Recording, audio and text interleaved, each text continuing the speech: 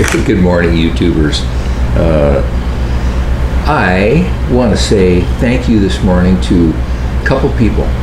There's a lot more I could, but I'm just going to keep it to Gunnar Vammer and Kelly Gallup. I'm 70, and I'm having a great time learning from those two people. As much as I've been time flies, I'm almost every time I watch them do something, I go, what? Why didn't I think of that? Where'd they figure out how to do that? Well, I know they're tying more. I used to tie semi-commercially. I do 400 or 500 dozen a year. These people are doing a lot more flies than I ever did, and I only did anyway. They've got some wonderful skills, and I wonder if I look like the villain in one of those James Bond movies that had a cat in his lap. But his cat wasn't cute as Boomer is. Anyway, thank you, gentlemen. I've learned a ton from watching you. I'll have your videos on in the background when I'm tying flies, and sometimes I'm paying attention and sometimes I'm not.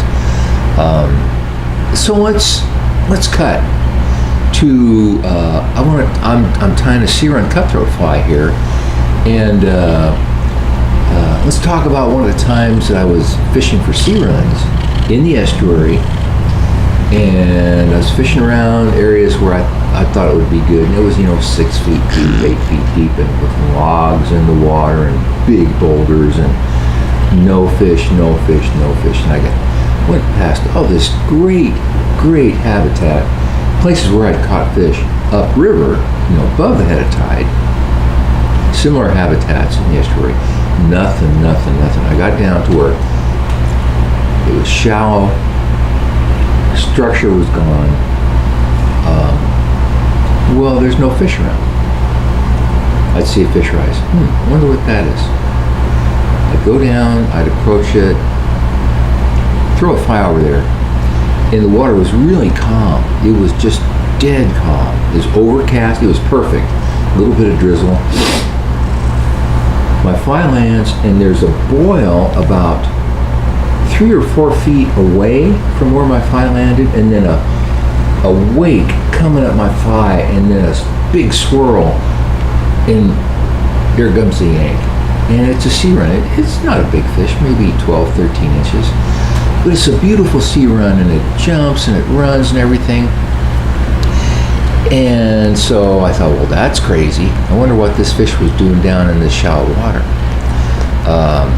So then I fished some more, and guess what? There was more than one there.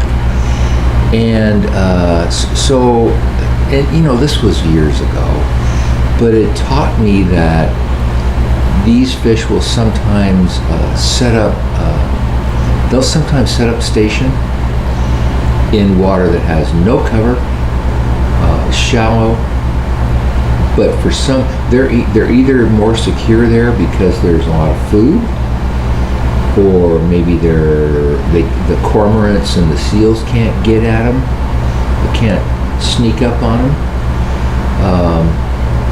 But what I'm saying is, if you're fishing sea runs in the estuary, do not overlook those shallow places, and do not, drop-offs where it goes from sandy beach to, it's out of the water, and then it's 2 feet deep. Those darn sea runs can be right along the edge, and I've seen people fishing Puget Sound talk about being out in a boat casting into the shore.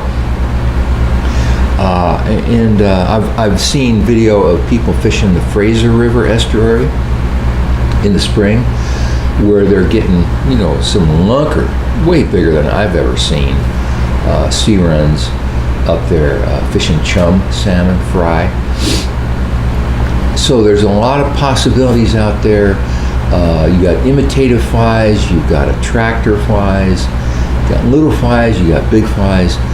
These fish are fun, and they can be anywhere. I've caught them in 1.5 feet of water, but it takes a long leader, and a light line that doesn't splash down too hard and spook them. But anyway, that's thanks to the fly tyers out there I'm learning from, and a few thoughts about sea runs, and I'm gonna cut it off there, and I'm gonna tie some flies. But if it all goes good, I'll be back. Thank you. Let's see. Let's how this. What's happening here? Oh yeah. How's my makeup? Not too good. Bye.